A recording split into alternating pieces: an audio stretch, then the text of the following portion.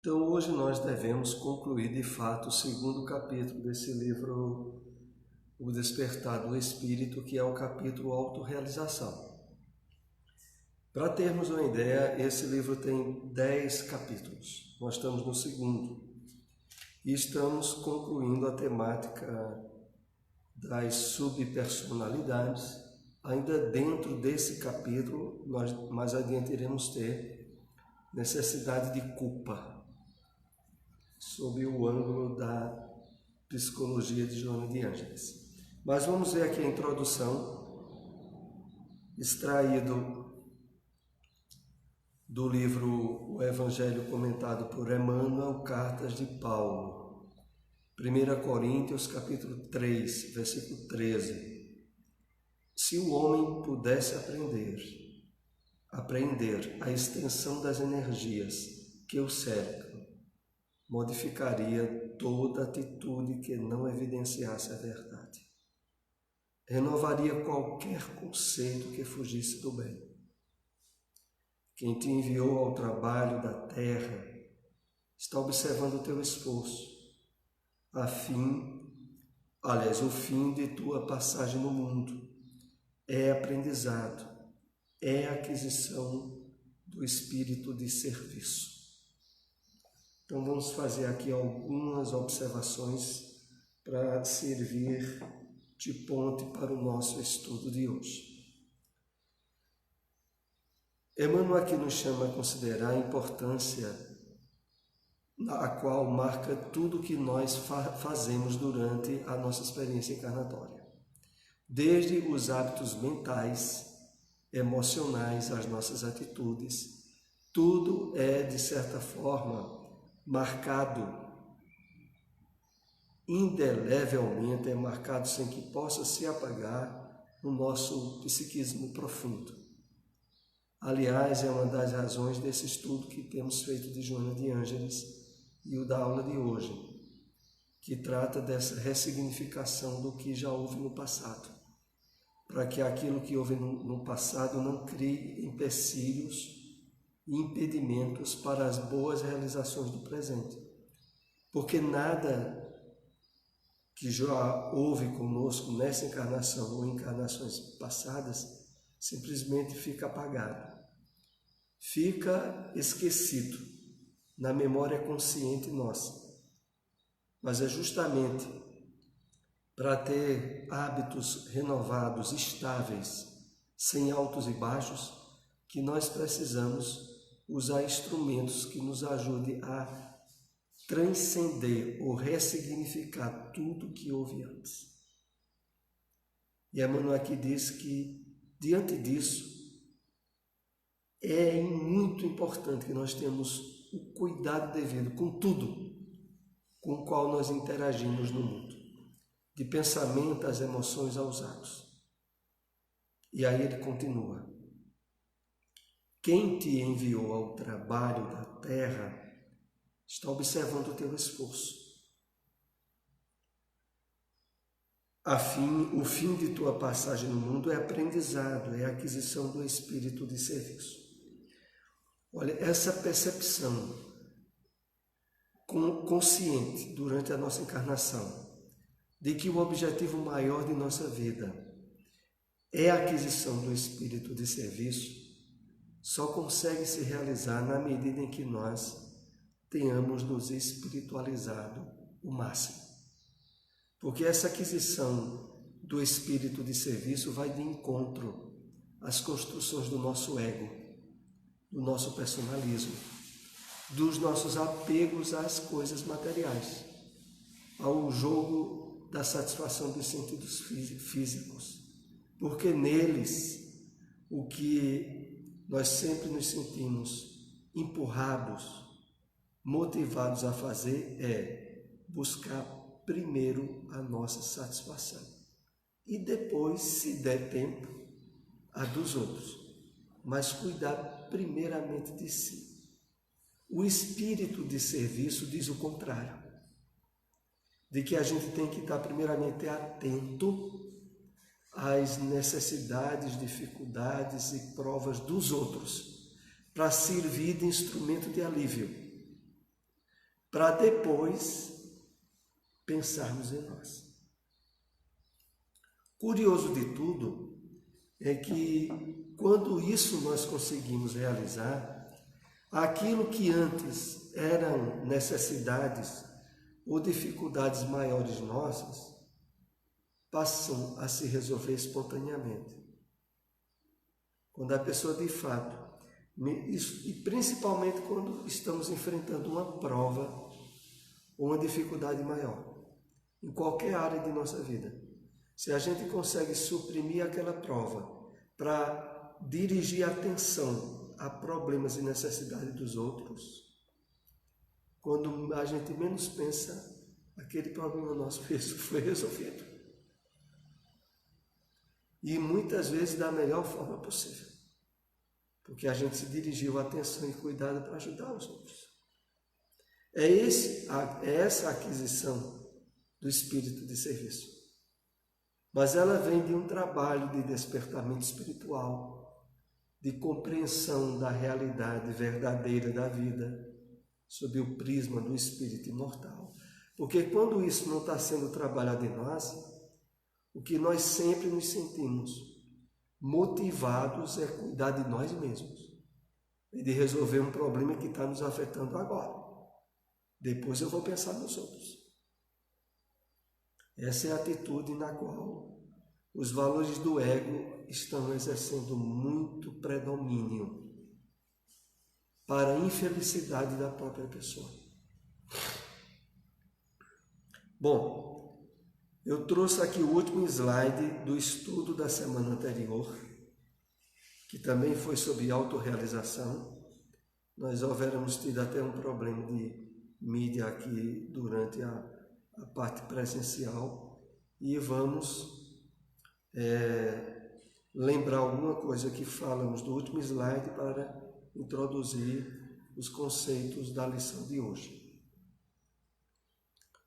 O ser humano, mediante o eu superior, transita por inúmeras experiências carnais, entrando e saindo do corpo, na busca da individuação, da plenitude a que se destina, conduzindo os tecidos sutis da realidade que é todas as realizações e vivências que se acumulam e constroem o inconsciente profundo.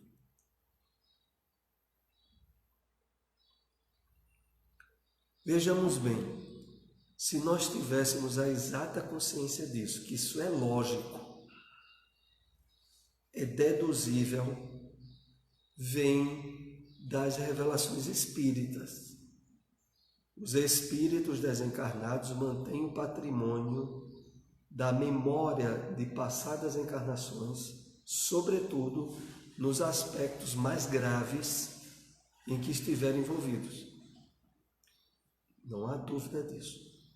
Se estivéssemos de fato agora com conhecimento espírita devidamente conscientizados, a gente teria a máxima atenção e cuidado em fazer uma renovação profunda em nós agora. Porque, poxa, dentro de mim tem um passado que sabe Deus a bagunça que é. Não foi apagado. Para ser ressignificado, eu tenho que fazer um despertamento espiritual profundo nessa vida, para deixar de estar sendo vítima de mim mesmo. Porque ao longo das nossas experiências encarnatórias, nós fomos vítimas de nós mesmos. E para que isso seja resolvido, só há um jeito: despertamento espiritual profundo. Despertamento do eu, do self, como a gente tem compartilhado aqui nesses estudos obedientes. Porque senão, o balaio de gato continua.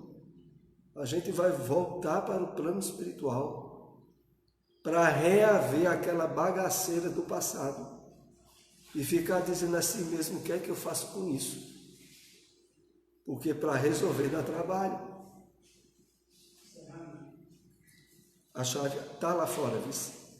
Inclusive está acesa a câmera para tu dar uma olhadinha antes. Então,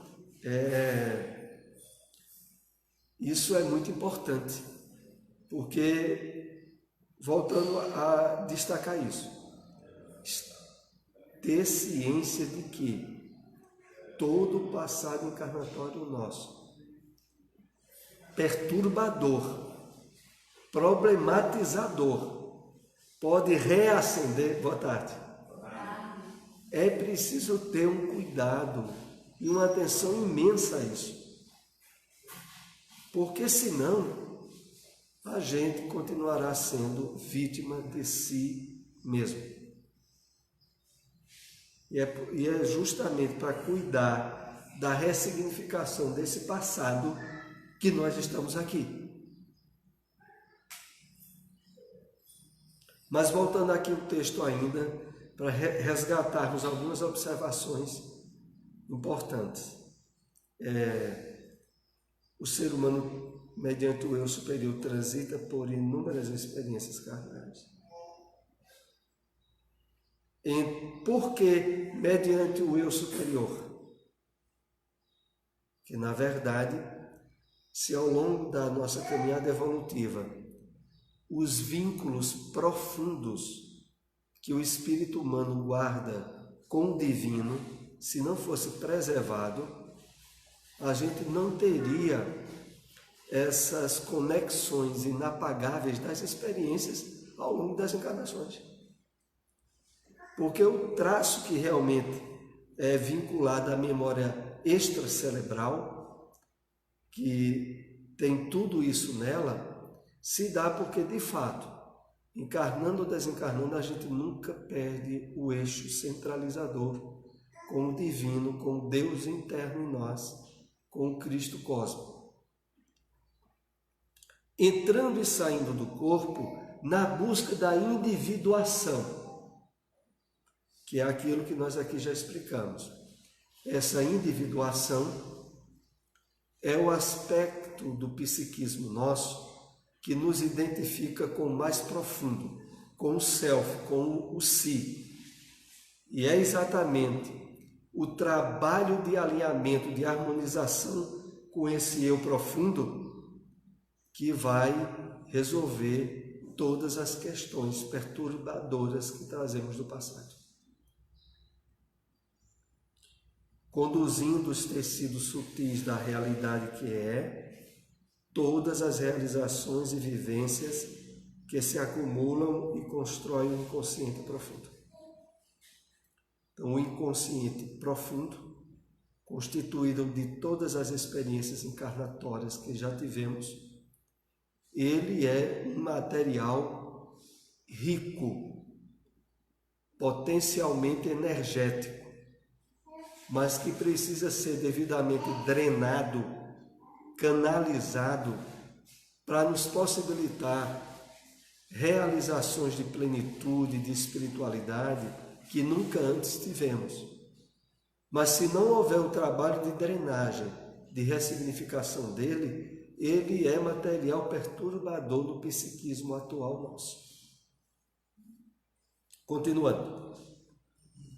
De onde emergem também as personalidades que foram vividas, cujas memórias não se encontram diluídas, permanecendo dominadoras, face às ocorrências que, de alguma forma, geraram culpa, harmonia, júbilo, glória e assomam, exigindo atenção.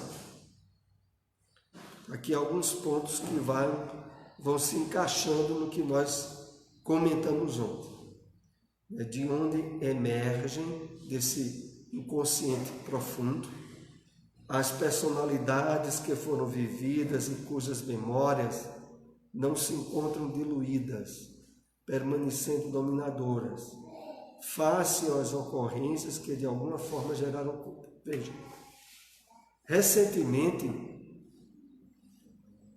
eu estive assistindo a palestra de Décio Iandoli, que é aquele médico que participa da Associação Médica Espírita no Brasil. Ele, aliás, é o presidente da associação atualmente.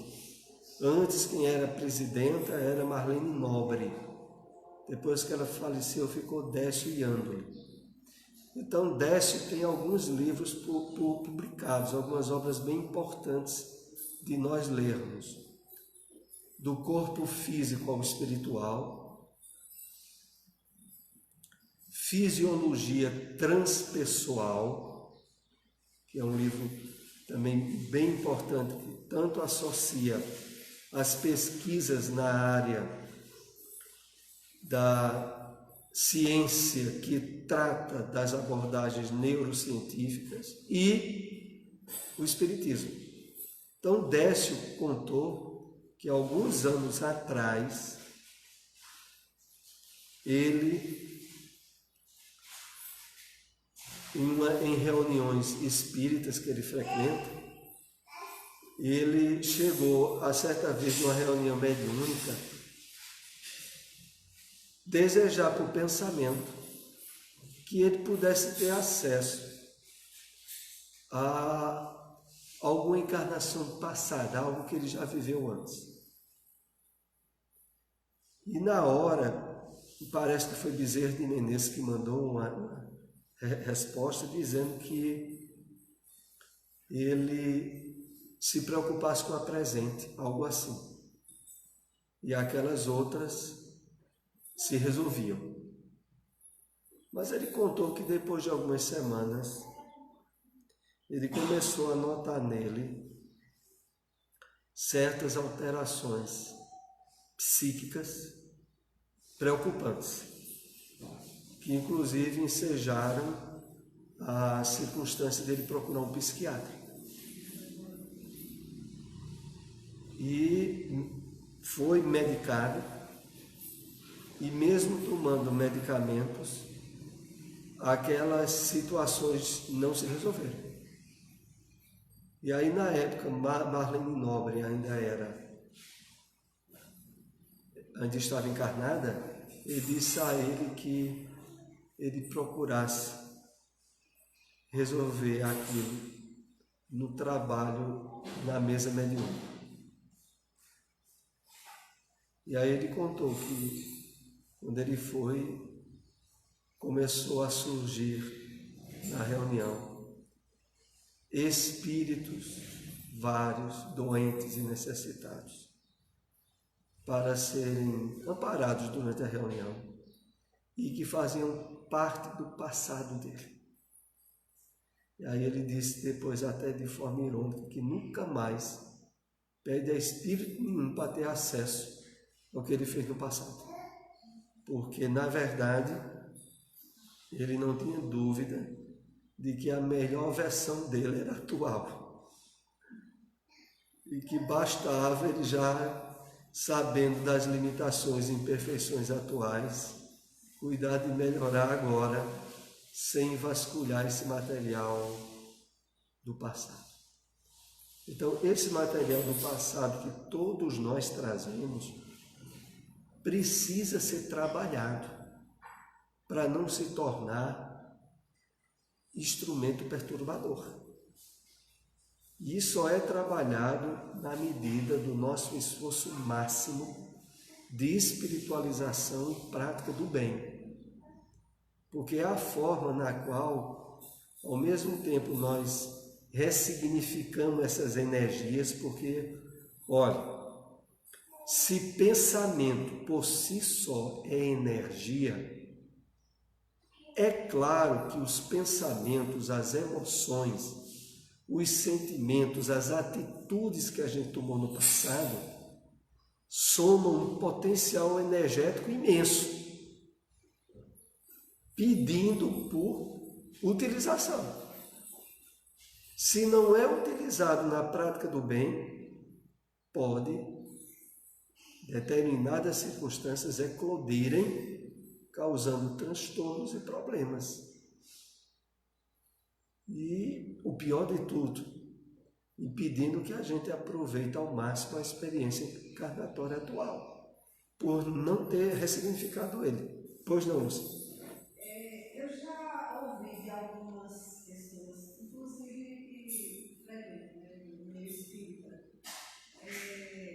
a colocação de que isso defendendo também a terapia, né, das águas, e sabendo exatamente os erros do passado, seria mais fácil se corrigir, né, na encarnação atual.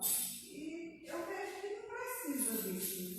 Basta que nós desenvolvamos uma autocrítica, consigamos nos analisar e nós sabemos exatamente onde estamos falhando. Onde ainda... E as pessoas que pensam assim revelam um desconhecimento grande até de obras básicas. Porque no Evangelho segundo o Espiritismo, no capítulo 5, tem um item, esquecimento do passado. Onde ali os Espíritos vão dizer que esse esquecimento é a misericórdia de Deus. E de que para nós basta as ideias intuitivas, né, as inspirações que nos vêm ao longo da nossa encarnação. E eles são bem claros ao dizer que, se não fosse a misericórdia divina nesse esquecimento, nós não daríamos conta da encarnação atual. Nós nos perturbaríamos. Que, aliás, é a base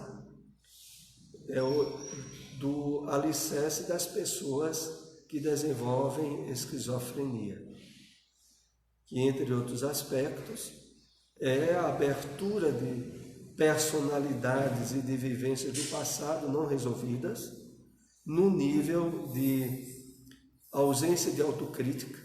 O espírito não consegue discernir e passa a viver de forma descontextualizada com a realidade. A realidade dele é agora, com a família que tem, e ele passa a agir como se fosse outra realidade, vê? Quer dizer, é a base de uma doença seríssima, em que normalmente a terapia de eficácia, que eu já ouvi falar para quadros esquizofrênicos, se obteve certo êxito em hospitais psiquiátricos espíritas em São Paulo e no sul do país, onde lá eles associam a terapêutica medicamentosa com reuniões mediúnicas, com o evangelho no lar, e conseguem, desse modo, resolver questões, porque a doença está muito ligada ao passado e que está ligada aos espíritos que conviveram com a pessoa no passado.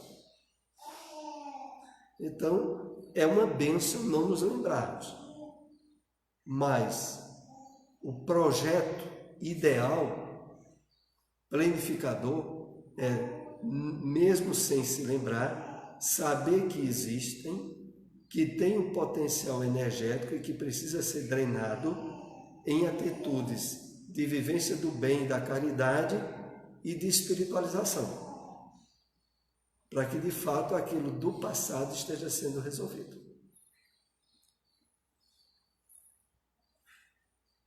Continuando. Nesse imenso oceano, o inconsciente, movem-se os eus, que emergem ou submergem, necessitando de anulação e desaparecimento através das luzes do discernimento da consciência do si. Veja, todos nós temos esse oceano dentro de nós mesmos. É um oceano psíquico imenso, de onde estão os eus, as personalidades que já vivemos em outras encarnações. E elas pedem para serem resolvidas. E vejam, elas muitas vezes emergem, outras vezes submergem, necessitando de anulação. E aí? Como proceder? O que fazer? Primeiramente, analisar o quadro da maioria das pessoas encarnadas que não tem o menor discernimento espiritual da vida e tentam agir ou reagir apenas voltada para o mundo materialista. É bem complicado, né? É bem complicado. Porque, vez ou outra, dependendo de certas circunstâncias, são ativados mecanismos do inconsciente adormecido e ele emerge. Né? Há situações onde, exemplo, a pessoa estava muito bem. Quando olha, ela pode cruzar com alguém lá da infância dela. Alguém que já faz muito tempo que ela não viu. E daquele encontro, sem que ela o perceba, emergir de dentro dela fatores mentais que estavam bem quietos. E quando olha, ela pode se perceber em estados alterados de consciência. Na verdade, só há um ponto certo e ideal para a gente ser alguém estável emocionalmente, mentalmente, se estivermos muito bem espiritualmente. Se estivermos trabalhando essa questão da percepção da vida do prisma espiritual, estivermos atentos ao próprio mundo íntimo nosso, onde podem surgir coisas que não tinham surgido e a gente tem que estar atento para impedir. Às vezes a pessoa está bem e quando olha começa a ficar triste. E é assim. Foi o que houve. E aí, para quem já tem alguma noção de espiritualidade, já vem a ideia. Primeiro, eliminação de causas físicas imediatas e depois a busca de causas espirituais. E em último passo, a busca do autoencontro. Que história é essa? Por que é que eu estou assim? Eu não estava assim. E fazer um autoexame, uma autoanálise. É evidente que, à medida em que nós nos tornamos mais conscientes da realidade espiritual da vida, nós passamos a estar muito atentos e mais sensíveis a quaisquer mudanças ou alterações, de pensamento a sensações. A gente pode estar em qualquer lugar. Se a gente já estiver trabalhando as questões espirituais na vida suficientemente, algo que nos atinge não é bom, a gente percebe logo. Desde vibrações mentais, emocionais, espirituais, o que for. O que é que está vendo? E aí a gente, claro, é chamado a usar recursos desde a prece, a elevação do pensamento a Jesus, aos espíritos bons e pedir ajuda ali, pedindo inclusive, desde que o perceba ser algo induzido por algum espírito, de pedir ajuda também para algum espírito que esteja perto da pessoa e que certamente não está bem. Porque quando é o contrário, e aqui é bom deixarmos isso bem frisado, é que, olha, quando a sensação é da presença de um espírito bom, a figura mais próxima é uma brisa suave. É você estar se sentindo, que alívio, que sensação boa, nem estava percebendo isso. Aí ótimo que você conserve até essa sensação por mais tempo. Mas se é algo que começa a incomodar, você estava bem, quando olha você não está se sentindo bem, aí tem que fazer os devidos selecionamentos. Né? Primeiramente, claro, eliminar aspectos físicos, de possibilidade de doenças físicas. Eliminou, aí vamos para os aspectos espirituais. Então, esse Zeus, finalizando essa análise, diz assim, Joana, necessitando de anulação e desaparecimento. Esses conflitos, essa problemática toda dos nossos erros do passado, necessita de anulação, discernimento, através das luzes do discernimento da consciência do si. A consciência do si que é a mesma coisa da consciência do eu profundo. É esse trabalho que nós vamos realizando, inclusive nesses estudos de Joana de Ângeles, de começar agora a se perceber de uma forma mais clara como sendo uma individualidade além do personalismo, dos valores, gostos e tendências pessoais que a gente tem na atual encarnação e que não representam realmente a nossa verdadeira natureza, que é a espiritual profunda, a do si, como aqui é falado. Continuando. Todo um processo terapêutico deve ser tomado em consideração, não se descartando aquele de natureza espiritual, que se responsabiliza pelo grave capítulo das psicopatologias de natureza obsessiva. Então, Joana aqui tenta abranger todas as possibilidades. Essa na qual se procura, primeiramente, processos terapêuticos, é quando a coisa foge do nosso controle. De repente a gente se sente manobrado por uma vontade, e essa vontade não é uma vontade boa, e a gente não tem agora mais nível de domínio sobre isso.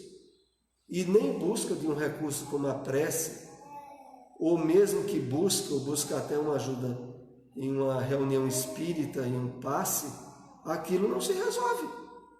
E a pessoa começa a se sentir que não está sendo dona de si. Aí tem que procurar, inclusive, terapias aonde a psiquiatria, a psicologia tem o seu espaço indispensável.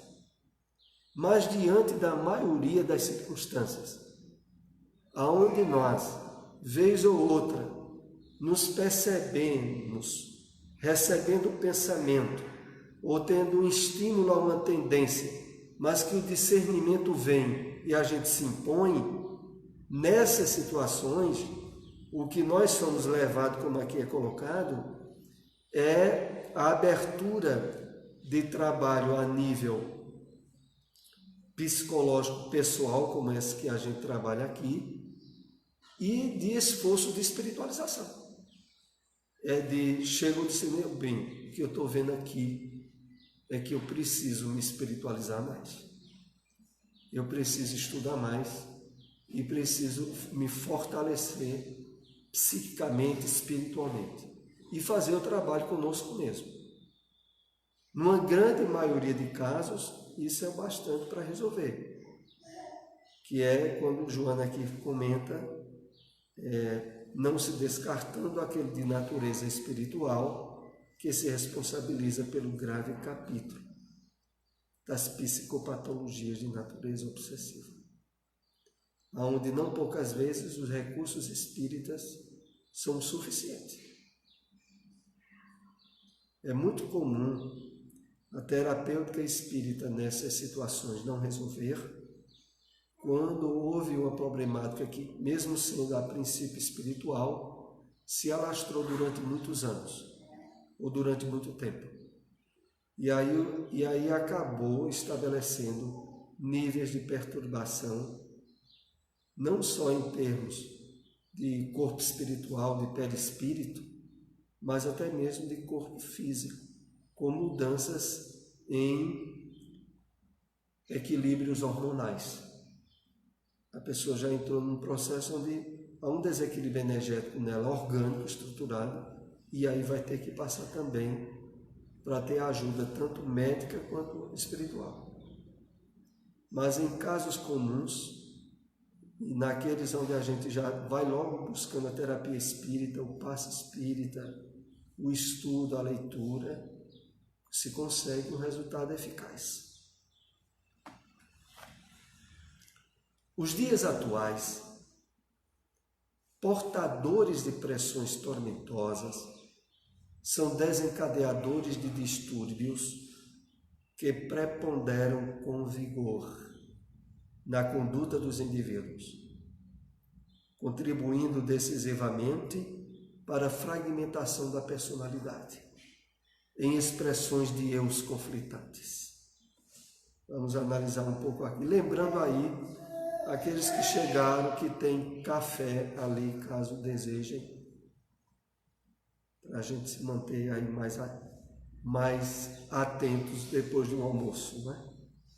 Então, os dias atuais são portadores de pressões tormentosas, que os brasileiros o digam, né? Sobretudo. E que são desencadeadores de distúrbios que preponderam com vigor na conduta dos indivíduos. O maior campo complicador em que esses distúrbios se dão é exatamente aquele no qual, muitas vezes, a pessoa, mesmo já tendo certas noções de espiritualidade, ainda não se abriu ao estabelecimento de uma convicção segura. E isso faz com que, muitas vezes, ela ainda se sinta envolvidas em atitudes e comportamentos conflitantes e que se tornam perturbadores. Como aqui diz, portadores de pressões tormentosas, desencadeadores de distúrbios que preponderam com vigor na conduta. Para que a gente, de fato, pare de ser vítima desse tipo de situação, só tem um caminho: o estabelecimento de forma estável, contínua e convicta dos valores espirituais. Porque enquanto isso não se dá, as interferências do nosso passado, que encontram sintonia vibratória com as situações atuais, no materialismo em que a sociedade vive, facilmente faz eclodir vícios, atitudes desequilibrantes que houvéramos tido. E quando olha, a gente, mesmo sabendo que alguma coisa é errada, a gente está tomando uma atitude que a consciência diz que está errado, está cometendo aquilo que Emmanuel analisa no livro O Consolador como sendo o pecado imperdoável. É aquela história de todos os pecados serão perdoados, menos aquele que se cometer contra o Espírito Santo, e que faz com que muitos irmãos evangélicos e católicos vivam no maior medo. Meu Deus, que pecado é esse? Porque esse pecado eu não quero cometer os outros, mas não o pecado contra o Espírito Santo, porque esse é imperdoável. E Emmanuel comenta dizendo que o pecado contra o Espírito Santo é aquele que nós cometemos ao ter a consciência suficientemente esclarecida e tomamos uma atitude que sabemos ser contra nós mesmos. E aí a gente está tomando uma atitude que, em termos de consciência, é imperdoável. Não é que Deus não perdoe, que, aliás, Deus nunca se ofendeu nem se ofende por nada que a gente faça. A questão é o nosso Deus interno. E essa consciência nossa diz: olha, isso eu não deixo passar, não. Se prepare. E aí, quando menos se pensa, surgem as reações perturbadoras, desde questões ligadas à saúde física, a problemas e situações da vida comportamental da pessoa que deixa ela em maus lençóis. Então, voltando aqui o texto, contribuindo decisivamente para a fragmentação da personalidade em expressões de eus conflitantes. Então vamos, de uma vez por todas, nos habilitarmos a parar de ser vítima de nós mesmos. E nessa situação eu imagino que não poucas vezes os espíritas responsabilizam os espíritos obsessores, né? E o obsessor, na verdade, é ele mesmo. Numa dessas personalidades, ou eu, conflitante que ele tem do passado não resolvido. Ele é que é o obsessor. Muitas vezes, né?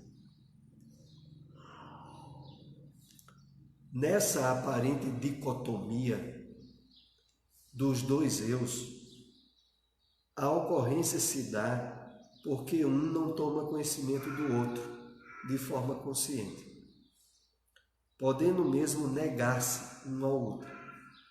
O eu, porém, é único, indivisível, manifestando-se em expressões diferentes da consciência e de autorrealização. O eu aqui maiúsculo porque é o eu profundo, não é o eu comum, o eu dos conflitos da dicotomia, que é uma situação de divisão, de conflitos internos na pessoa. Analisando aqui mais um pouco, quando começa dizendo assim, a ocorrência se dá porque um não toma conhecimento do outro de forma consciente. Então, na medida em que agora nós estamos trabalhando um nível de conscientização disso, nós nos habilitamos a começar a resolver esses conflitos.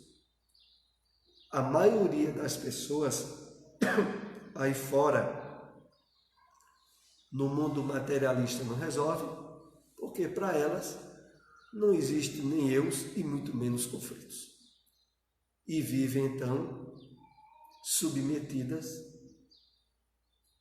às grandes batalhas internas e conflitos pessoais que normalmente levam, quando menos, à busca de uma terapia com psicólogo ou com psicanalista, porque se vê fazendo coisas absurdas e não admite, mas quando vê está fazendo. Então, esse trabalho que nós estamos enfocando aqui, de tomar conhecimento desses níveis do psiquismo nosso, já é um caminho de solução para conflitos.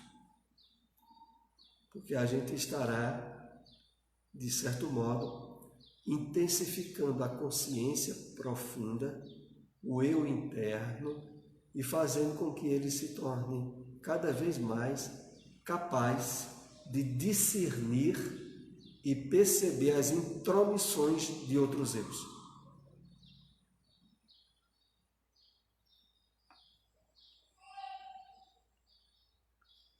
Para o trabalho saudável de integração dessas vertentes do eu, são necessários o trânsito por alguns estágios terapêuticos, quais o do conhecimento de si mesmo, da própria personalidade, a administração dos vários elementos que constituem essa personalidade, a busca de um centro unificador para que se dê a realização do verdadeiro eu.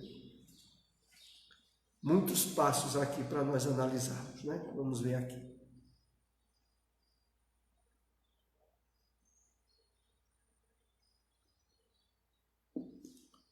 Então, alguns estágios terapêuticos, Joana aqui enumera alguns que são imprescindíveis.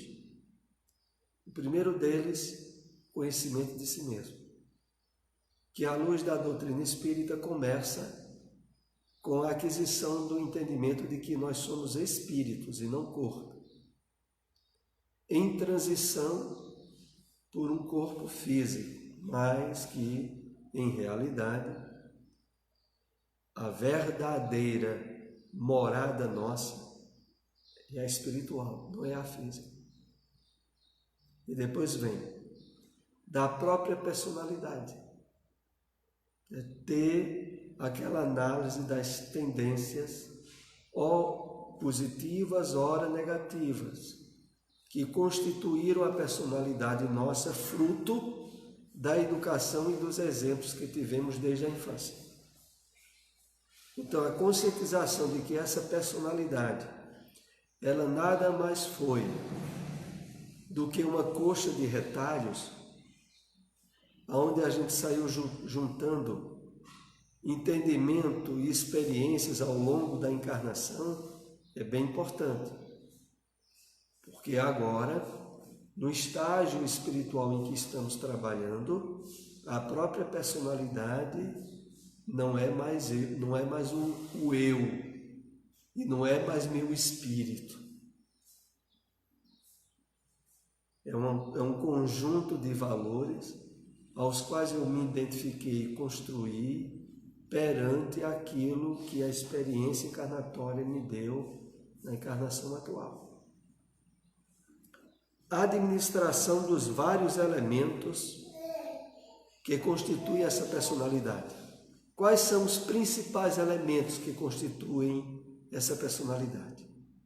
No enfoque da psicologia, temos o consciente, o subconsciente e o inconsciente. Em algumas escolas de psicologia é assim.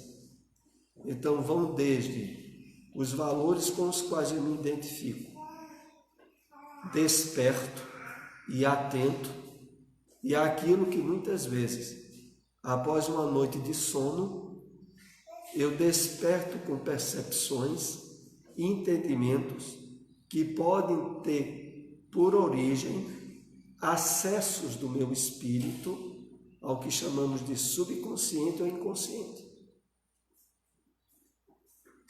E aqui mais adiante diz,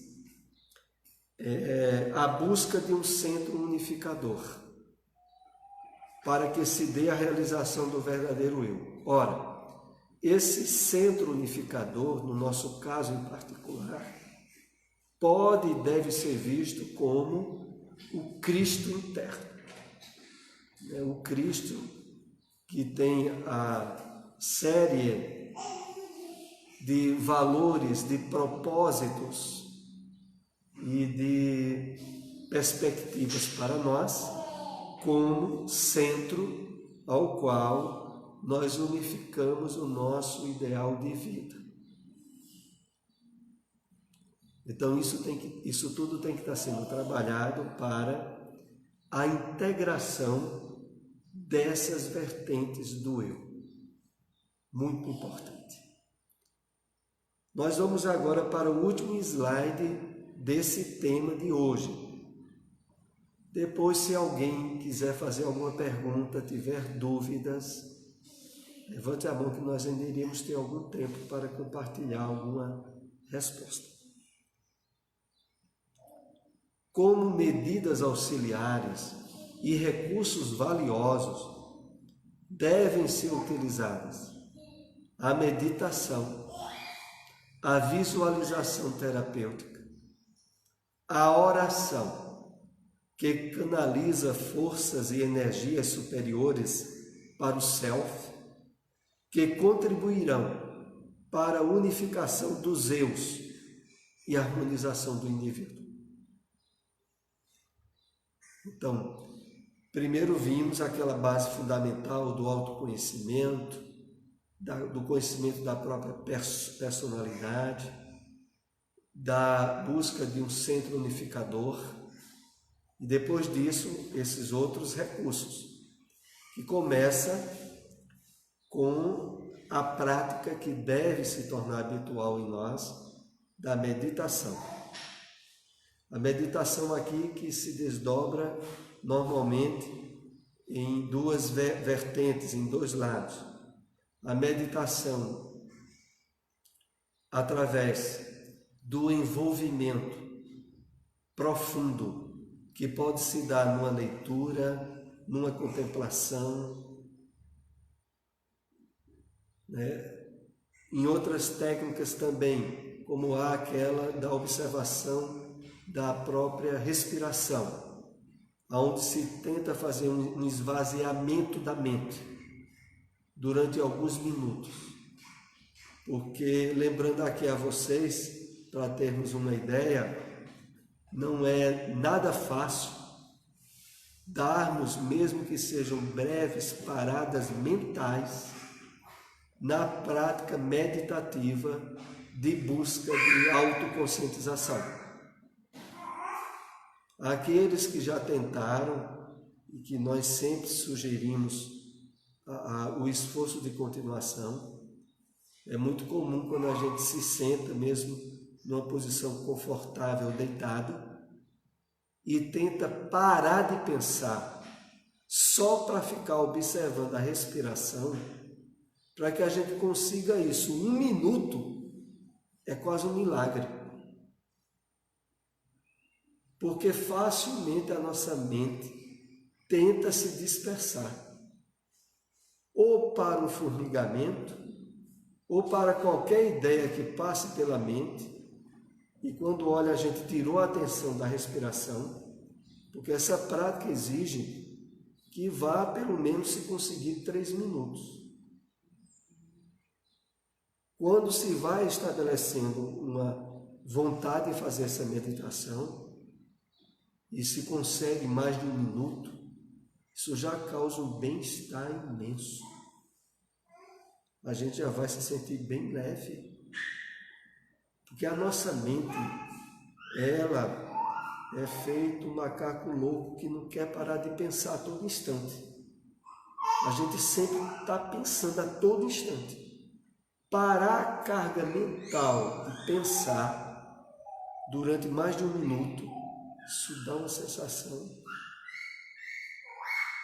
Às vezes, alguns chegam a ter receio de desencarnar. Porque o alívio é muito grande, meu Deus. E agora? Aí surge o medo, já quebrou a meditação. Então, a outra aqui que também é indicada, a visualização terapêutica. Como é essa visualização terapêutica? Divaldo Franco fez alguns CDs e surgiu até um DVD também dele sobre visualização terapêutica. Entre alguns exemplos que ele colocou é aquele de, a princípio, a necessidade de se respirar profunda e calmamente e depois começar a imaginar-se num lugar que para você seja o mais agradável. É muito fácil pelo YouTube. Tem, vários exemplos pelo YouTube. Onde você tenta visualizar, pode ser uma praia ou uma floresta, um lugar que você se sinta muito bem. E a partir dali,